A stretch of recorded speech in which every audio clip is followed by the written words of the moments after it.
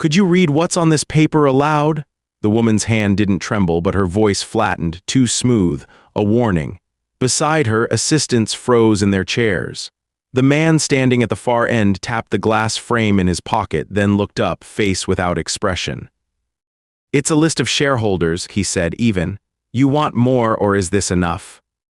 The click of a pen stopped. Behind her, a board member shifted. Still, her eyes didn't move from him. I want you to explain. He didn't answer. He gripped the edge of the table as if anchoring himself, the thin press of a child's flower visible through his jacket. A second passed. The silence felt like it might last forever. You told everyone I was just a technician, he said quietly. Why did you lie? He waited, eyes locked on hers, the air thick enough to pull tight around the room. Stay until the very end. It started 2 weeks earlier, beneath a jerry-rigged canopy on a riverbank just west of Kansas City. Chris Turner scraped mud from his boots with a screwdriver and knocked twice on the steel access box. The hum of air exchangers vibrated up his arm. Beyond the temporary orange barricades, trucks rumbled by on the old city bridge, and the runoff from new development made everything slick, oily, unreliable. A folder crammed full of overdue utility bills peeked from his worn canvas bag. Mid-morning, before the sun had burned off the haze, Chris had been patching ductwork in a modular trailer, trying to ignore the numbers ticking down. School enrollment fees due Friday, rent 1 week behind, contractor pay always late. A blue sedan crawled up. 2 security guards stepped out, breath visible. They pointed toward the trailer door. You waiting for a permit? One called, loud enough to carry to the crowd behind him. Or do the new hires wait with the rain? Chris glanced at his watch, thumb pressed against the ticking second hand, a nervous habit, one he'd picked up years ago when time had meant something else. He didn't reply. You can wait outside, the taller guard said again, arm blocking the door. Chris set his bag down, wiped his hands on a rag, and studied the building. The CEO, the woman who owned half the developments along the river, emerged under her umbrella, flanked by legal and PR. Clipboard in hand, black heels tidy on purpose. You, she said, eyes somewhere above his face, voice clinical, you're the HVAC, yes, wait with the others. She shrugged off protest. We're on a deadline, I don't like surprises or drama, keep him out until you're called, is that clear? Chris nodded once, clear. He folded a past due slip, slipping it into his bag, thumb pressing its edge until the paper creased sharply. Passing workers kept to their own business, quick glances, then away. A hollow feeling set in beneath his ribs, more inconvenience than hurt, until the rain picked up and soaked his shirt halfway through. From the doorway, the CEO turned back, voice impassive. Next time, wear a uniform or don't bother showing up at all. Chris bent, retrieving a set of insulated gloves. He didn't look up, not then. Above him, the downslope of the canopy dripped steady. He watched the line between shelter and storm and waited, breathing in diesel and wet grass. He would be noticed, but not how they planned. The next day, Chris let himself into the quiet of his apartment, a 2-bedroom over a bakery that still smelled faintly of burnt sugar and old dough. There was a habit to his movements: place keys on hook, glance at landlord notice taped to the fridge, stack envelopes by the sink. He reached for the lunchbox and found it already packed, the pressed flower in its glass frame peeking out from beneath a sandwich. Sophie, 5, small for her age, stubborn in ritual, sat cross-legged on the faded carpet, practicing words from a kindergarten workbook. She clutched the flower frame in both hands, held it up for inspection. It didn't crack, she said, even after it fell from my bed. Chris crouched next to her, checking for new chips or scratches. That's because you're careful, more careful than grown-ups. She ignored this, pressing the frame against her cheek. Why do you always make everything okay again? Her words came out soft, matter-of-fact. He exhaled, setting down a repair invoice. For a breath, he just looked at her, blue shirt too big, hair crooked from sleep. Not always, he said, voice almost level. He only realized his hands were shaking from cold when he tried to button her coat. There was a photo taped beside the kitchen table. Sophie, newborn in cotton blanket, a woman's hand out of focus in the Edge hospital band faded. One extra bottle of her perfume untouched for months now. Chris closed the cupboard, not looking. He slipped a note into Sophie's lunchbox like every day before, eat fruit first, and a small smiley drawn. Sophie read it aloud, lips working through the words. "It's for good luck, right?" she asked. "It keeps you strong," he answered, tucking a loose hair behind her ear. "Here, your bus leaves soon. Want to hold my hand down the stairs?" She nodded, holding tight to both the frame and his fingers. The day moved forward quietly like it always did. Chris left the window cracked, watched the last of the rain drip from gutters, and wrote another X beside "fees due" on his calendar. That night, once Sophie slept, he pulled an old laptop from under his bed. There was dust on the cover, a sticker half peeled, and a sharp edge on the screen, deliberate. On the inside, a closed folder labeled CT/cert and a medal from a contest years past. He typed in a password, watched the prompt blink. Then nothing changed. He closed the lid again. Sometimes stillness is a strategy, sometimes an admission.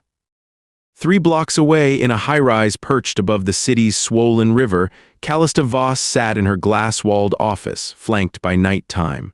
Her assistant hovered near the doorway, schedule in hand. "Send them in one at a time." Her words were brisk, rolled with command. "No coffee, keep them moving, reports first, no summaries." The assistant pressed forward, nodding.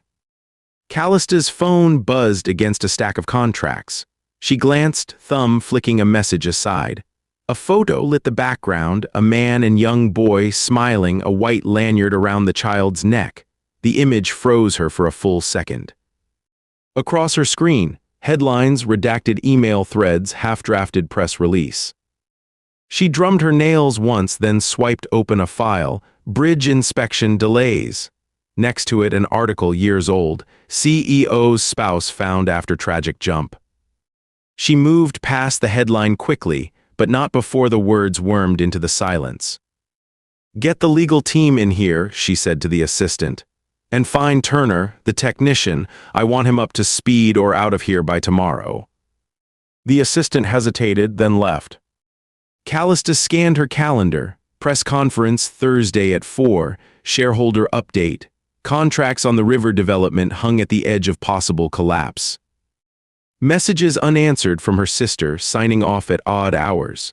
Sometimes, in the dark, she would trace the outline of a ring on her finger, absent now, years gone. "Give the order to restrict site access," she murmured to her phone. "No exceptions, nobody without clearance." On a call with her head of security, she kept it short. "If Turner steps out of line, pull him. I do not want delays. Find out why his references don't check out." The line clicked off. The city blinked back at her, all glass and possibility. She took out the old photo again, touched it as if testing if it would fade. "They always leave you to clean up," she said under her breath. The night pressed in silent. By Thursday morning, a commotion built under the overpass where the city's showcase bridge stretched above the brown river water. Officials pressed against each other, hard hats and clipboards, news vans assembling farther back. Chris Turner, in grease-stained coveralls, set down his toolbox and waited for instruction. 2 engineering consultants, one young, one older, barked orders. "Stay clear, this is our site. You're just HVAC, can't have unauthorized hands near the instruments." Chris leaned on the railing, eyes following a faint line where steel met cement. The wind threatened to snatch away the folder under his arm. The structure, built decades prior, had been retrofitted several times, newest projects developed by the same company now running the press conference. Chris caught a faint shimmer where welds met rust, an alignment off by millimeters, easy to miss if you just glanced. He waited unnoticed. 10 minutes later, the equipment failed. Monitors blinked, sensors tripped alarms, and a panel threatened to come loose over the walkway. The engineers cursed softly, one kicking the casing. "Does anyone have a bypass kit?" the younger one demanded. Chris stepped forward dry. He bent to the unit, ignoring the swirl of tension, and flicked a panel open. Quick hands, measured movements. A relay misfired, a signal error. It's not the sensor, it's the relay coil overheating. Here, third from the left. A hush, the junior engineer looked first at Chris, then at his own chart. How'd you wait? You saw that from over there. Chris nodded. They always change color at the edge, heat distortion. The older consultant scowled. Probably a lucky guess, anyone trained on these would spot it. Chris only shrugged, wipes down his gloves, and watched a security guard's eyes go wide.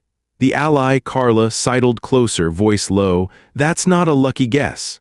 She stepped aside, eyes now searching his badge for a name.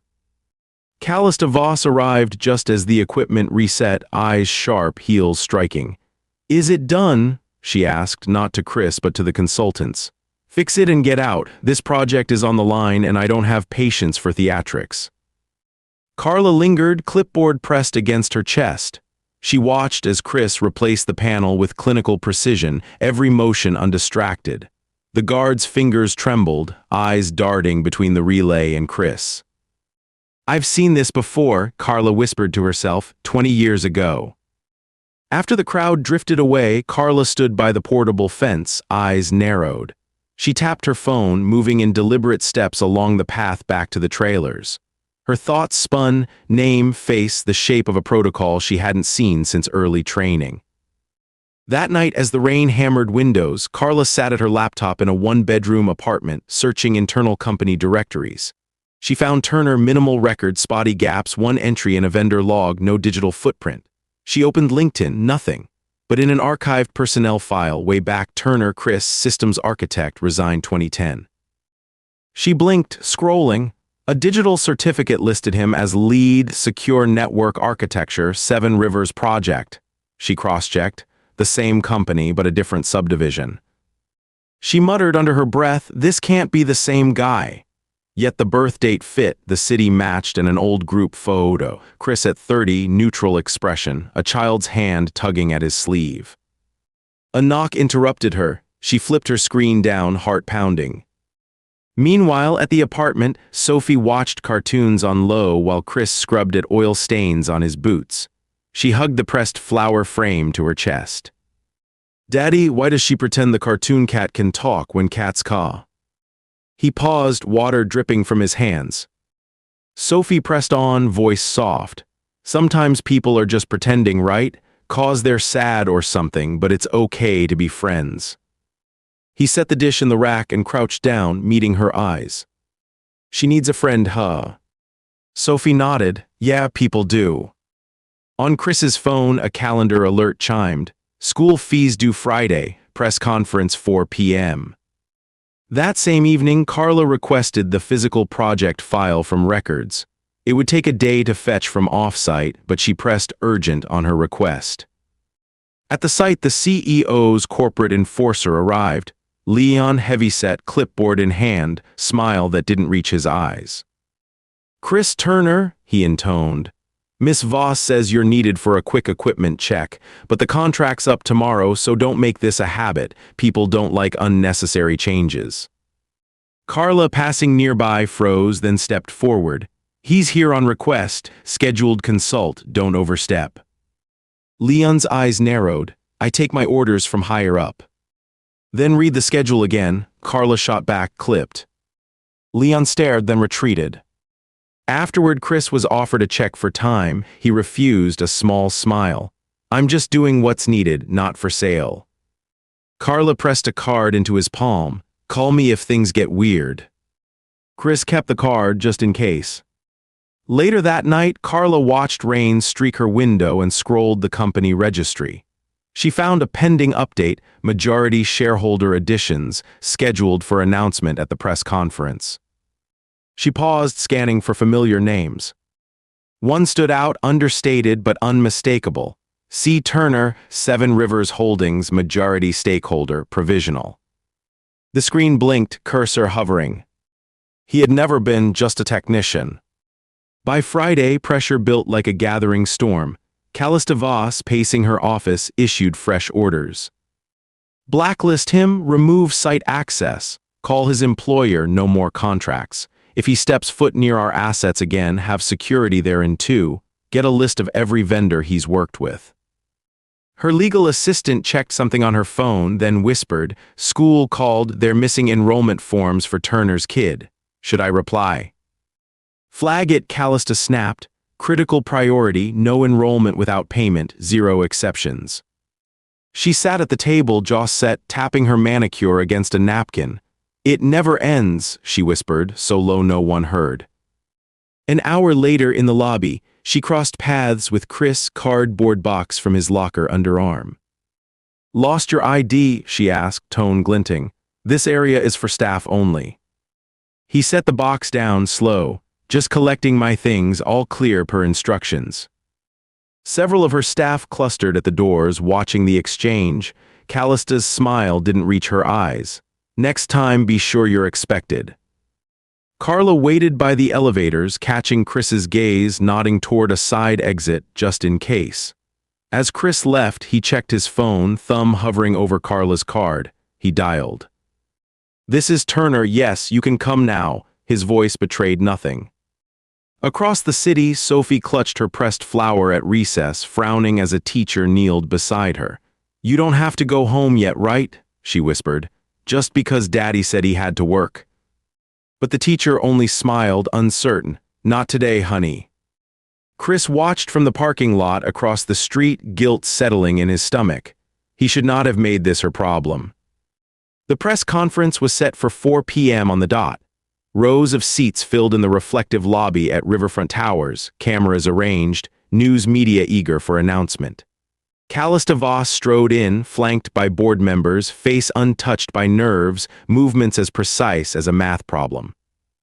Chris arrived quietly, in clothes less worn, the pressed flower's glass edge visible in his pocket, hair still damp from the rain. Carla crossed the lobby quickly, intercepting him with a brisk nod. "There's something you need to see," she murmured, eyes darting to the security guards at every door. The meeting began. Callista tapped her microphone. "Thank you for attending. We have results from the critical engineering survey of our new river development. There have been questions regarding safety and compliance. I'm here to confirm everything is." A courier entered, document in hand. Carla cut her off. "With permission, may I make an announcement?" she said, voice stronger than it should have been. Callista barely glanced her way. "If you must." Carla, hands steady, opened the envelope. Due diligence has revealed a structural fault in the bridge, one no prior team flagged but identified yesterday on site. Documentation credits a Mr. Turner for the discovery. Gasps and murmurs shot through the room. Cameras flashed. Callista stiffened. A routine maintenance man is not qualified to. Carla slid another document to the front, this one a roster. "If you'll look at this shareholder list," she said, projecting onto the screen, "there's one name you may recognize. For those unfamiliar, Chris Turner is a majority stakeholder in Seven Rivers Holdings. He led the original network design and the systems that protect your assets. That expertise is not routine." Callista's hand gripped the table, color drained from her forehead down. Chris stepped forward, posture upright, lines around his eyes settling with new gravity. A board member, pen tapping in staccato, muttered, "He outranks us, that's what this means." A reporter stared, notepad slack in hand. Carla nodded, voice bordering on reverent. "We'd like an explanation, Miss Voss." Callista's fingers curled around her pen. The whole room hung in the space between heartbeat and answer. Chris met her gaze, voice flat but sharp-edged. "You told everyone I was just a technician. Why did you lie?" Beneath the boardroom lights, the silence felt heavier than walls. The next 6 months passed without ceremony. Sophie, hair longer now, scrawled her own notes into her lunchbox. "Remember the flower," one said, written in looped letters tucked into her sandwich. Chris, work shirt crisp, now handled review for infrastructure not just by inspection but by sign-off. His school fee reminders no longer blinked from the fridge. Deadlines had transformed into milestones kept days ahead. Carla, having transferred to oversight and advocacy, kept a photo of that meeting on her desk, a reminder of what the right moment and the right person could mean.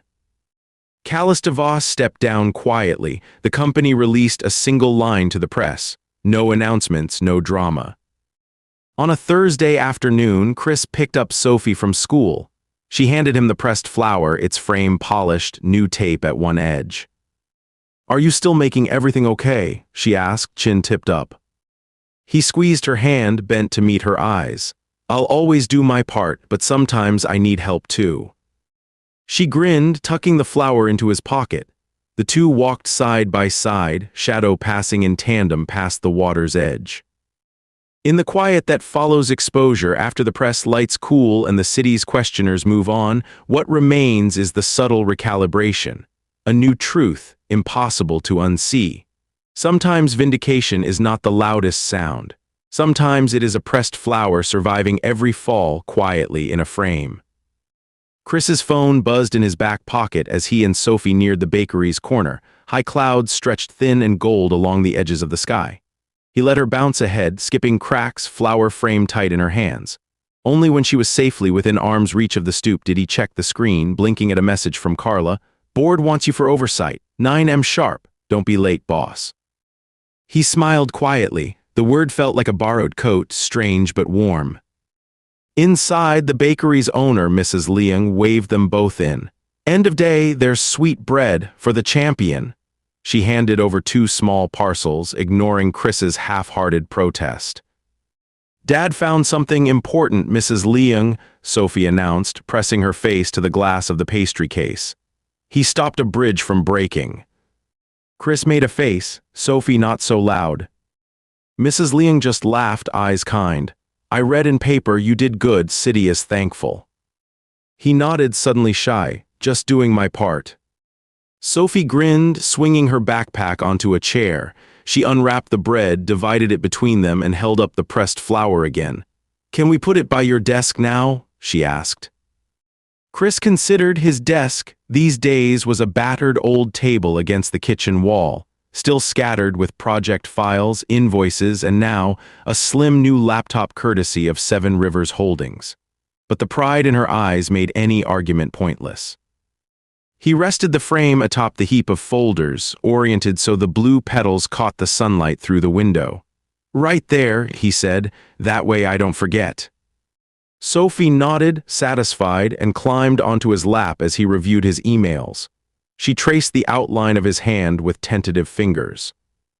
The apartment, for all its clutter, brimmed with a kind of newness, possibility, like windows opened after a long winter. The heat clicking on in time for the first of the season's chill. The mural of homework and birthday invitations blooming on the fridge, now more promise than warning.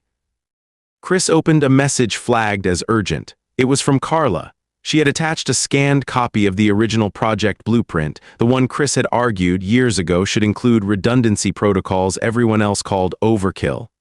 In the corner, a faded note in his own handwriting. "For ST, build it so it always holds." He stared at it for a while, thumb pressed to the screen, before Sophie jostled him. "Is your work still hard?" "Sometimes," he admitted, "but the hard parts make sense now." She nodded as though he'd just confirmed something important. "Don't worry, I'll help you remember the flower and to eat your snacks and take breaks. That's what moms do, but I'm big enough." He hugged her close, gratitude a tightness across his chest too complex to name. The next morning, the offices at Riverfront Towers bustled with a different energy. The old tension, who's watching, who's next, had lifted, replaced by the anticipation that comes only when people dare to think things might work better now. Carla met Chris in the lobby, her walk brisk, face bright. "Boardroom S up this way, you ready?" He nodded, the elevator doors opened with a cheerful whoosh. As they rose, Carla glanced at him sidelong. "For what it's worth," she said, "you did right by a lot of people. You could have cashed out, left us with the mess, but you didn't." Chris shrugged, smiling wryly. "Couldn't leave it worse for who comes next. Besides, my daughter would never let me." Carla laughed, genuine, just as the doors slid open. A row of directors sat around an oval table, old faces and new. The air was lighter, but expectations still wound tight. The chairman set down his pen. Mr. Turner, Chris, we've got your recommendations. You've given us a roadmap, and frankly, the Oversight Committee voted unanimously for you to lead it. Chris nodded once steady. I appreciate the trust, but this can't just be a desk job. The good changes only last if we check the work every step. Heads bobbed in agreement. A junior director ventured, we'd like you at the decision table. Contractor selection, tech upgrades, troubleshooting, everything with oversight. Chris smiled, thinking of Sophie's careful fussing with the lunch notes, of deadlines managed now with confidence, not dread. You have my answer. I want weekly site reviews, parent-friendly hours, and a real emergency fund. No corners cut. From across the table, Carla caught his eye and grinned. The chairman pushed a slim folder forward. Sign here, effective immediately. His signature poured onto paper as if it belonged there the whole time. So Carla asked as they exited, "What'll you do first, boss?" He thought, then replied, "Breakfast with my daughter, then fix one problem at a time."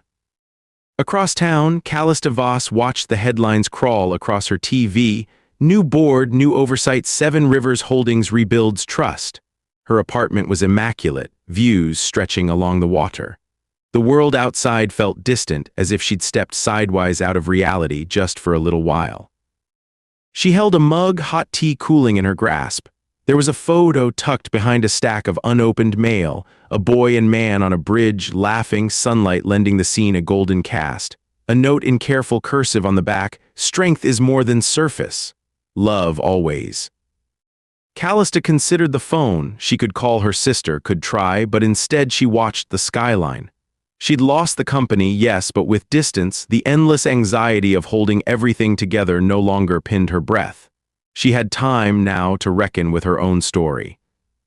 There would be work again for someone with her skills. Somewhere another project would rise. For now, she let herself rest. A month later, the bridge's main span gleamed under the broad autumn sun. Press and city engineers ambled through in small knots, notebooks and cameras ready, but today's mood was celebration, not scrutiny. Chris stood near the site's edge, high-vis vest over work clothes, as Carla strolled up. "I see they put the flower in the mural," she said, gesturing at a stenciled blossom painted along the walkway, blue and bright beneath the new safety lighting. "Company artist's idea," he answered, smiling. "Sophie helped pick the color." Down the path, children's laughter echoed as Sophie darted between the legs of city officials, her voice clear. "It's right here, see? Dad found where it was weak and fixed it, and now nobody can fall." Chris ducked his head, sudden self-conscious. Carla nudged him gently. "You built more than just a safe crossing. You changed how the story goes." He nodded, thoughtful. "I guess so. It took a lot of people, though." Sophie tugged at his hand, waving a stubby paintbrush, blue on her knuckles. "Can I show you where I put your initials?" He followed, heart light. Under the arch, just above a support beam, CT glimmered in small, careful blue, alongside a tiny pressed flower outlined in white. Sophie grinned, triumphant. "That way everyone remembers who made the crossing safe." He bent to hug her, brush and all. "We did soft together." That night in the apartment above the bakery, Chris placed the lunchbox notes and the pressed flower side by side on the counter.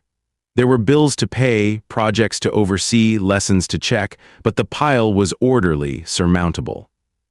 He stared out the window, the old bridge spanning the river below now lit with new bulbs, sturdy, sure. The city moved quietly outside, kids' voices drifting up from the park, a distant horn, someone's music rising just to the edge of hearing and then gone. He tapped his phone, opening a blank note. He wrote, "Check foundation, review plans, trust my gut, always build it so it holds." He let the words sit, then added in Sophie's neat scrawl, "Remember the flower." He stood, smoothing the edge of the pressed flower's frame with his thumb, and looked toward the bedroom where Sophie, breathing even, already dreamed. At the end of things, there was no breaking, no drama, just a gradual, quiet remaking, life in its new arrangement, safer for the work done and the truths named aloud. Chris flicked off the kitchen light and left the window ajar for the night breeze, sunlight glancing off the glass frame, blue petals holding steady through the dusk. In the world outside, the crossing remained, and with each step over it, by workers, children, neighbors, and friends, a story about failure became, quietly and persistently, one about resilience. Sometimes the only thing left after the storm is what was built to last. And sometimes that is enough. The city, with the bridge no longer at its center of controversy, but as the silent spine of neighborhood life, settled into a gentler rhythm. For weeks, Chris found himself recognized in grocery aisles and on school steps, not with stares or suspicion, but with waves, nods, thanks. Even the old landlord muttered about good tenants when he fixed a loose stair tread, the compliment soft but genuine. One evening in November, the bakery window steamed gold against the newly arrived cold. Sophie, homework spread across the table, worked through additions, tongue tucked out in concentration. Chris sipped coffee near her elbow, his laptop open, the flower watching like a sentinel atop a folder marked winter inspection, high priority. Carla stopped in, wind-stung and grinning, a paper bag hidden behind her back. "Supply drop," she announced. Sophie peered up. "Is it cookies?" "Better," Carla revealed the bag, setting down a box tied with red yarn. Inside, bakery staff had layered clover-shaped biscuits, the same ones they'd served at the bridge reopening. "Courtesy of Mrs. Leung. She's lobbying for free croissants for city workers this month." Chris smiled, lifting one. "A trade I'll approve." He gestured to the other chair. "Sit, warm up." Carla fell into step easily, coat shrugged off, laughter weaving through the warm-lit kitchen. They discussed board schedules, the shift in safety culture, the day's packet of grateful resident emails. When Sophie retreated to brush her teeth, Carla leaned in low. "Tomorrow the mayor wants you for a photo. Bridge, plaque reveal, the whole thing. You don't have to if you hate it." Chris hesitated, thinking of flashbulbs and crowds. Then he remembered Sophie's mural flower, the initials in blue, and the neighbors who'd stopped by with stories of crossings made easier, safer. He nodded. "If Sophie stands with me, I think I'll manage." Carla grinned. "She'd never let you out of it anyway." A beat passed, the calm deeper than before. At last, Carla stood and slung on her coat. At the door she asked, "You regret staying?" Chris shook his head, meaning every word. "No, for the first time in years, it feels like building again." She smiled, soft and certain, and let herself out into the quiet city night, sidewalks shining with the aftertaste of rain. Morning came with frost painting the windows in feathery shapes. Chris buttoned Sophie's coat, smoothed her stubborn hair. "Ready for cameras this time?" he teased. She primmed, mock serious, "As long as you remember to smile." Hand in hand, her grip confident, his steady, they joined a gathering at the bridge approach. Local families and workers, city officials, Chris's new team in neon vests, all clustered together, newscasters' voice gentle in the chill. The plaque, wrapped in burgundy cloth, was unveiled with little pomp. It read simply, "For every crossing, every morning, every return, let it hold." Beneath, two names, Chris Turner, and in smaller print, Sophie Turner. The crowd applauded as Sophie traced her name, gaze huge and reverent. Standing together, Chris felt the day gather around him, past worry and isolation, present and known. He saw Carla at the edge of the crowd, thumb up, grinning. Sophie whispered, "Dad, now everyone knows we built something." He squeezed her shoulder. "Yes, they do." As the river flowed steady beneath, cold sun glancing off blue-painted steel, the city crossed and recrossed the bridge, a small, unheralded miracle built to last.